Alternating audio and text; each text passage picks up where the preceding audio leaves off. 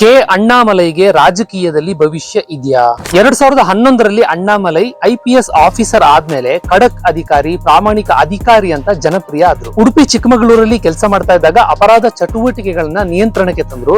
ಭ್ರಷ್ಟಾಚಾರಕ್ಕೆ ನಾನು ಬಗ್ಗೋದಿಲ್ಲ ಅಂತ ಸಾಬೀತು ಮಾಡಿದ್ರು. ಇಂತಹ ಟ್ಯಾಲೆಂಟೆಡ್ ಯುವಕನನ್ನ ಬಿಜೆಪಿ ಮಿಸ್ ಮಾಡ್ಕೊಳ್ತಾ ಟ್ಯಾಲೆಂಟ್ಗೆ ಬೆಲೆ ಇಲ್ಲ. 2019ರಲ್ಲಿ ಹಿರಿಯ ನಟ ರಜನಿಕಾಂತ್ ನಾವಿಬ್ರು ಸೇರಿ ಒಂದು ಒಳ್ಳೆ ಪಕ್ಷ ಕಟ್ಟೋಣ ಬಾ ಅಂತ ಆಹ್ವಾನ ಕೊಟ್ಟಾಗ ಅಣ್ಣಾಮಲೈ ಅದನ್ನ ಒಪ್ಪಲಿಲ್ಲ. ಯಾಕಂದ್ರೆ ಅವರು ಆಗ್ಲೇ ಬಿಜೆಪಿಗೆ ಸೇರ್ಬೇಕು ಅಂತ ತೀರ್ಮಾನ ಮಾಡಿಯಾಗಿತ್ತು. ಬಿಜೆಪಿಗೆ ಸೇರಿದ್ಮೇಲೆ ತಮಿಳುನಾಡಲ್ಲಿ ಬಿಜೆಪಿನ ಗಟ್ಟಿಯಾಗಿ ಕಟ್ಟಬೇಕು ಅನ್ನೋ ಮಹತ್ವಾಕಾಂಕ್ಷೆ ಅವರಿಗಿತ್ತು. AIADMK ನಾಯಕರನ್ನ ಅಣ್ಣಾಮಲೈ ಟೀಕಿಸ್ತಾ ಇದ್ರೆ ಬಿಜೆಪಿ ಅದೇ ಪಕ್ಷದ ಜೊತೆಗೆ ಮೈತ್ರಿ ಮಾಡ್ಕೊಂಡ್ಬಿಡ್ತು. ಕೊನೆಗೆ ಬೇಸರಗೊಂಡು ಅಣ್ಣಾಮಲೈ ಬಿಜೆಪಿ ರಾಜ್ಯಾಧ್ಯಕ್ಷ ಸ್ಥಾನಕ್ಕೆ ರಾಜೀನಾಮೆ ಕೊಟ್ಬಿಟ್ರು. ಆದ್ರೂ ಕೂಡ ಅವರು ಬಿಜೆಪಿಯ ಸದಸ್ಯರಾಗಿ ಕಂಟಿನ್ಯೂ ಆದ್ರು. ಪಶ್ಚಿಮ ಬಂಗಾಳದಲ್ಲಿ ಬಿಜೆಪಿ ಹೇಗೆ ಪಕ್ಷವನ್ನ ಕಟ್ಟುತ್ತೋ ಅದೇ ರೀತಿ ತಮಿಳುನಾಡಲ್ಲೂ ಮಾಡಬೇಕು ಅನ್ನೋದು ಅಣ್ಣಾಮಲೈ ಅವರ ಗುರಿ, ಅಂದ್ರೆ ಸ್ವತಂತ್ರವಾಗಿ. ಆದ್ರೆ ಬಿಜೆಪಿಯ ಹಿರಿಯ ನಾಯಕರು ಅದಕ್ಕೆ ಅವಕಾಶ ಕೊಡ್ಲೇ ಇಲ್ಲ. ಈಗ ಅಣ್ಣಾಮಲೈ ವಿ ದಿ ಲೀಡರ್ಸ್ ಅನ್ನೋ ಒಂದು ರಾಜಕೀಯ ಚಳುವಳಿಯನ್ನ ಹುಟ್ಟು ಹಾಕ್ತಾ ಇದ್ದಾರೆ. ಮುಖ್ಯಮಂತ್ರಿ ವಿಜಯ್ ಅವರಿಗಿಂತ ಮುಂಚೆನೆ ಅವರು ಆ ಕೆಲಸವನ್ನ ಮಾಡ್ಬೇಕಿತ್ತು, ಆದ್ರೂ ಇನ್ನೂ ಟೈಮ್ ಇದೆ.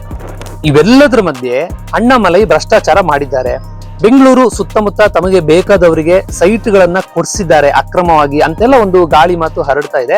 ಅದಕ್ಕೋಸ್ಕರ ಬೇಸರಗೊಂಡಂತಹ ಬಿಜೆಪಿಯ ಹಿರಿಯ ನಾಯಕರು ಅವರನ್ನ ಪಕ್ಷದಿಂದ ತೆಗೆದು ಹಾಕಿದ್ದಾರೆ ಅನ್ನುವಂತಹ ಒಂದು ವದಂತಿ ಬಂದಿದೆ. ಭ್ರಷ್ಟಾಚಾರ ಮಾಡಿದ್ದಕ್ಕೆಲ್ಲ ಯಾರನ್ನಾದ್ರೂ ತೆಗೆದು ಹಾಕೋದಾದ್ರೆ ಬಿಜೆಪಿಯಲ್ಲಿ ಅರ್ಧಕ್ಕರ್ಧ ನಾಯಕರೇ ಇರೋದಿಲ್ಲ. ತಮಿಳುನಾಡಿನ ಜನರಿಗೆ ಪ್ರಾದೇಶಿಕತೆಯ ಮೈಂಡ್ ಸೆಟ್ ಬಹಳ ಇದೆ. ಅಂದ್ರೆ ನಾವು ತಮಿಳರು, ನಾವು ತಮಿಳು ಭಾಷೆ ಮಾತಾಡೋರು, ನಾವು ಮೊದಲು ಬೇರೆಲ್ಲ ಆಮೇಲೆ ಅನ್ನುವಂತಹ ಒಂದು ಮಾನಸಿಕತೆ ಅದು. ಅಂತಹ ಒಂದು ಮಾನಸಿಕತೆಯನ್ನೇ, ಅಂದ್ರೆ ಅಂತಹ ಒಂದು ಭಾವನೆಯನ್ನೇ ಅಣ್ಣಾಮಲೈ ಅವರು ತಮ್ಮ ರಾಜಕೀಯ ಚಳುವಳಿಯ ಮುಖ್ಯವಾದ ಪಾಯಿಂಟ್ ಮಾಡ್ಕೊಂಡಿದ್ದಾರೆ.